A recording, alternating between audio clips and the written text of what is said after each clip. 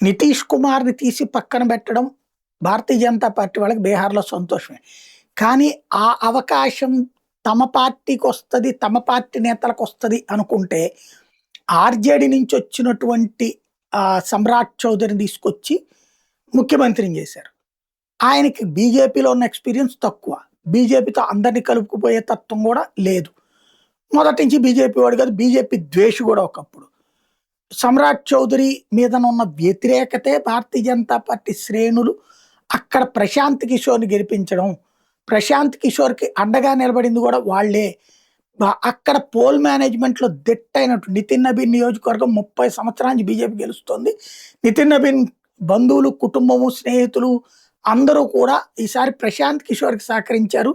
ఎందుకంటే చివరి నిమిషంలో తన మనిషిని పెట్టించుకున్నాడు సమ్రాట్ చౌదరి. ముందు ఒక అభ్యర్థిని ప్రకటించిన తర్వాత మార్పిచ్చి మరి తన మనిషిని పెట్టుకున్నాడు.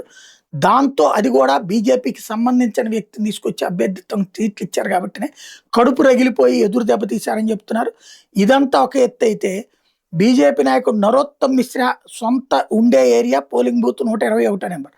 అక్కడ కూడా బీజేపీకి కేవలం 264 ఓట్లు వస్తే కాంగ్రెస్ పార్టీకి 291 ఓట్లు రావడం, అంటే 27 ఓట్లు ఎక్కువ రావడం చూస్తే బీజేపీ శ్రేణులు ఏ స్థాయిలో, వాస్తవంగా అక్కడ ముఖ్యమంత్రి బీజేపీనే, ప్లస్ అక్కడ సీటు బీజేపీదే.